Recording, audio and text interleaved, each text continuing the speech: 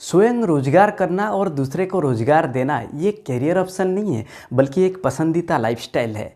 क्योंकि एक स्वरोजगार व्यक्ति किसी भी व्यक्ति को रेफर करता है जिससे वो अपनी जीविका चलाते हैं। तो आज इस वीडियो के अंदर मैं आपको बताऊंगा 5 सेल्फ एम्प्लॉयमेंट बिजनेस प्लान, जिससे आप खुद कमाएंगे, दूसरे को कमाने में मदद करेंगे, आपका लाइफस्टाइल बेहतर होगा और दूसरे का भी बेहतर होगा। तो क्या है ये 5 सेल्फ एम्प्लॉयमेंट बिजनेस प्लान? देखने के लिए वीडियो के अंत तक जुड़े रहिए मेरे साथ। नमस्कार, मैं विजय कुमार, बिजनेस कंसल्टेंट।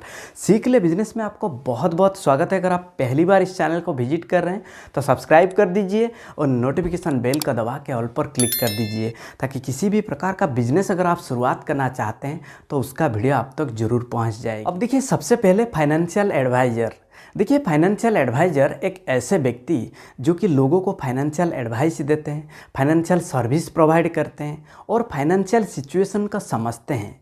यानी लोगों का इनकम, उनका एक्सपेंसेस, उनका प्रॉपर्टी, ये सारी चीज़ों को आकलन करते हैं, मेजर करते हैं। उसके बाद एक बेटर ऑप्शन प्रोवाइड करते हैं कि आप अपना जो एक्सेस कैपिटल है, जो अतिरिक्त पूंजी है, उसे कहाँ और कैसे आप इन्वेस्ट कर सकते हैं। नॉर्मली देखिए, मिडिल क्लास फैमिली में ज़्यादातर लोग अपना इनकम को कहाँ और कैसे इन्वेस्टमेंट करें, इसका प्रॉपर नॉलेज उनके पास नहीं होता है। यानी इन्वेस्टमेंट की अगर हम बात करें तो लोग कहाँ और कैसे इन्वेस्टमेंट करते हैं। देखिए, लोग इन्वेस्ट करते हैं, स्टॉक पे इन्वेस्ट करते हैं, बॉन्ड पे इन्वेस्ट करते हैं, म्यूचुअल फंड पे इन्वेस्ट करते हैं, रियल एस्टेट पे इन्वेस्ट करते हैं, स्टार्टअप स्मॉल बिजनेस पे इन्वेस्ट करते हैं, जिसको हम वेंचर कैपिटलिस्ट कहते हैं। इसके अलावा देखिए, लोग फिक्स डिपॉजिट करते हैं, पीपीएफ करते हैं, पब्लिक प्रोविडेंट फंड। इसके अलावा लोग इंश्योरेंस पे इन्वेस्ट करते हैं और कमोडिटी इन्वेस्टमेंट भी करते हैं, यानी गोल्ड और सिल्वर पे लोग इन्वेस्ट करते हैं। लोग पोस्टल पे भी इन्वेस्ट करते हैं। तो ये सारे माध्यम होता है, लोग इन्वेस्ट करते हैं। परंतु देखिए, मिडिल क्लास फैमिली में ज़्यादातर लोग अपना इनकम को ना लो रिस्क इन्वेस्टमेंट, यानी जहाँ पे बहुत ही कम रिटर्न आता है, ऐसे जगह पे इन्वेस्ट करते हैं, जिसके चलते वो अपने इनकम को एक्सपांड ही नहीं कर पाते हैं। तो ऐसे में फाइनेंशियल एडवाइज़र के पास फाइनेंस और इन्वेस्टमेंट की स्ट्रॉन्ग अंडरस्टैंडिंग होता है, प्रॉपर कम्युनिकेशन स्किल होता है, जो कि कस्टमर के एक्सपेक्टेशन के हिसाब से सारी चीज़ों को मैनेज कर सकते हैं। जैसे कि कोई क्लाइंट है और मान के चलिए उनका उम्र है 25 और मंथली वो 60,000 कमा रहे हैं। अब देखिए, उनका कुछ शॉर्ट टर्म गोल होगा और कुछ लॉन्ग टर्म गोल होगा। यानी उनको आगे चल के मैरिज करना है, घर खरीदना है, गाड़ी खरीदना है और उससे आगे प्रॉपर्टी खरीदना है। तो देखिए, उनका कुछ शॉर्ट टर्म गोल है और कुछ लॉन्ग टर्म गोल है। तो एक फाइनेंशियल एडवाइज़र सबसे पहले उनका गोल को समझते हैं और समझने के बाद एक फाइनेंशियल प्लानिंग बताते हैं, जहाँ से क्लाइंट को एक अच्छा रिटर्न प्राप्त होता है और उनका जो सारे एक्सपेंसेस है, यानी उनको मैरिज करना है या फिर गाड़ी खरीदना है, प्रॉपर्टी खरीदना है, ये सारे एक्सपेंसेस को बिना कोई रुकावट के, बिना कोई परेशानी के आसानी से वो मैनेज कर सकते हैं। यानी फाइनेंशियल एडवाइज़र आपके सेविंग पोर्टफोलियो को ट्रैक करते हैं और आपको मदद करते हैं आपका लॉन्ग टर्म और शॉर्ट टर्म स्ट्रैटेजी बिल्ड करने में। ये सब तो ठीक है, एक फाइनेंशियल एडवाइज़र आपको इतने सारे मदद करते हैं, परंतु एक फाइनेंशियल एडवाइज़र कमाते कैसे हैं, उनको इनकम कैसे होता है। देखिए, एक फाइनेंशियल एडवाइज़र कंसल्टिंग फ़ीस लेते हैं और ऑनगोइंग मेंटेनेंस फ़ीस लेते हैं। यानी सपोज मान के चलिए आप शेयर पे इन्वेस्ट कर रहे हैं। अब देखिए, शेयर पे अप्स डाउन आपको पता नहीं है, तो शेयर पे आप जब इन्वेस्ट कर रहे हैं तो उसका मेंटेनेंस, यानी आगे चल के आपको एक अच्छा रिटर्न कमाना है, तो उसके लिए आपका जो फाइनेंशियल एडवाइज़र है वो काम करते हैं। और जब आप एक सक्सेसफुली बहुत अच्छा रिटर्न कमाते हैं तो वहाँ से उनको कुछ कमीशन भी प्राप्त होता है। और इसके अलावा देखिए, फाइनेंशियल एडवाइज़र का कुछ रोल एंड रिस्पॉन्सिबिलिटी भी होता है। जैसे कि देखिए, ये रिटायरमेंट प्लान करते हैं। यानी सपोज मान के चलिए आप जॉब कर रहे हैं, जॉब के बाद आप रिटायर करेंगे तो एक बेहतर रिटायरमेंट प्लान करते हैं। और अगर आप कोई इंश्योरेंस लेना चाहते हैं तो कौन सा इंश्योरेंस आपके लिए इफ़ेक्टिव होगा, तो इंश्योरेंस का स्ट्रेटेजी भी ये आपको बताते हैं। और देखिए, अपने फ्यूचर जनरेशन के लिए भी ये प्लान करते हैं। और इसके अलावा कोई भी क्राइसिस आ जाए, कोरोना जैसे कोई महामारी या फिर कोई भी क्राइसिस आ जाए, तो ऐसे सिचुएशन में भी ना फाइनेंशियल एडवाइज़र आपको मदद करते हैं। और इसके अलावा अपने कैरियर और बिजनेस स्ट्रेटेजी में भी आपको मदद करते हैं। और फाइनली देखिए, कभी कभी ऐसा होता है, कुछ क्लाइंट आपको मिलेंगे जिनको पता होता है अपने पैसे को कहाँ और कैसे मैनेज करें, परंतु एज ए फाइनेंशियल एडवाइज़र जब आप ऐसे क्लाइंट को मिलेंगे या फिर ऐसे क्लाइंट आपके पास आएंगे तो आपको कुछ नया बताना होगा, आपको कुछ अलग बताना होगा, जो कि क्लाइंट को बिल्कुल पता ना हो। और क्लाइंट को बिल्कुल फील होना चाहिए कि आप ही वो व्यक्ति हो जो आप उनको प्रॉपर गाइड कर सकते हो।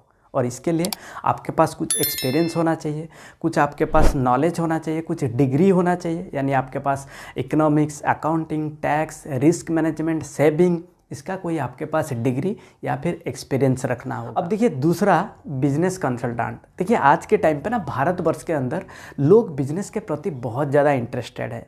तो ऐसे में बिजनेस के अंदर जो प्रॉब्लम है उसे सॉल्व करने के लिए एक बिजनेस कंसल्टेंट की डिमांड है। और बिजनेस की सभी पहलुओं में एक बिजनेस कंसल्टेंट की डिमांड है। यानी बिजनेस फंक्शन की अगर हम बात करें, business strategy, process, operation, production, finance, fund raising, sales, marketing, HR, legal compliances, customer services, social media या फिर टेक, ऑटोमेशन, ये सारे फंक्शन में एक बिजनेस कंसल्टेंट की डिमांड है। और कंसल्टेंसी का ब्यूटी देखिए, आप इस काम को जहाँ पे भी होंगे वहाँ से आप कर सकते हैं। यानी आप छुट्टी पे हैं या फिर आप घर पे हैं, आप ऑफिस में हैं, आप जहाँ पे भी होंगे वहाँ से आप अपना कस्टमर के लिए ऑनलाइन भी काम कर सकते हैं। और देखिए शुरुआत करने के लिए ना आपको किसी एक सब्जेक्ट के ऊपर स्पेशलिटी करना होगा, जो कि आज के समय में बिजनेस के लिए सबसे ज़्यादा डिमांड में है। और इस बिज़नेस में आपको एक अच्छा नेटवर्किंग की ज़रूरत होगी, क्योंकि देखिए एक बिज़नेस कंसल्टेंट का जो फीस होता है ना, ये डिपेंड करता है आपका जो पोटेंशियल क्लाइंट है, आप उनको कितना वैल्यू प्रोवाइड कर पाते हैं। क्योंकि देखिए बिजनेस कंसल्टेंट का जो इनकम होता है ना, ये कंसल्टिंग फ़ीस लेते हैं और ये चार्ज करते हैं, आवर्ली चार्ज करते हैं, डे के हिसाब से चार्ज करते हैं और प्रोजेक्ट वाइज भी चार्ज करते हैं, और ये कमीशन पे भी काम करते हैं। देखिए आज के समय में बढ़ती हुई बिजनेस की डिमांड और बिजनेस के अंदर जो प्रॉब्लम है उसे सॉल्व करने के लिए एक बिजनेस कंसल्टेंट की डिमांड है। और देखिए एज ए बिजनेस कंसल्टेंट आपका सक्सेस ये डिपेंड करता है आप कितने लोगों को मदद करना चाहते हैं जो बिजनेस के अंदर असफल हो रहे हैं। क्योंकि देखिए सफल लोग हमेशा दूसरों की मदद करने के अवसरों को तलाशी में रहते हैं, जबकि असफल लोग हमेशा पूछते रहते हैं इसमें मेरे लिए क्या है। और तीसरा देखिए पर्सनल शेफ। देखिए आज के टाइम पे ना कोई भी प्रोफेशन हो, उनके पास समय की कमी है। यानी समय निकालना या फिर शॉपिंग करना, एक हेल्दी डिलीशियस फूड बनाना, इसका समय नहीं है। इसीलिए एक पर्सनल शेफ का सारे लेवल पे एक बहुत अच्छा डिमांड है, जो कि प्रॉपर फूड बना सके और डिलीवर कर सके। और दूसरा देखिए कोई बर्थडे पार्टी है या फिर कोई एनिवर्सरी पार्टी, तो उसके लिए खाना चाहिए, वो भी अपने हिसाब से। तो ऐसे में एक पर्सनल शेफ की डिमांड रहता है। अगर आप पर्सनल शेफ बिजनेस की शुरुआत कर रहे हैं तो फिर आपको कुछ एक्सपीरियंस कुक की ज़रूरत होगी, जिनके पास at least basic level of catering qualification हो, और आपको कुछ पोर्टेबल इक्विपमेंट की ज़रूरत होगी जो कि आप आसानी से क्लाइंट लोकेशन तक ले जा सके। और देखिए कभी कभी क्लाइंट्स को उनका लोकेशन पर जाके उनके हिसाब से आपको फूड बना के देना होता है, और कभी कभी ऐसा भी होता है क्लाइंट के हिसाब से आप अपने लोकेशन पर फूड को प्रिपरेशन करेंगे और उसके बाद वहाँ पे ले जाके आपको सर्व करना है। और कुछ अमीर लोग होते हैं, कुछ पैसे वाले लोग होते हैं जिनको लिव इन शेफ की मांग होती है। यानी मॉर्निंग में ब्रेकफास्ट, दोपहर को लंच और शाम को डिनर, ये उनको रेडी करके देना होता है। और चौथा देखिए न्यूट्रिशनिस्ट। देखिए डाइटिंग और न्यूट्रिशन इंडस्ट्री एक ग्रोइंग डिमांड है न्यूट्रिशनिस्ट सर्विस के लिए।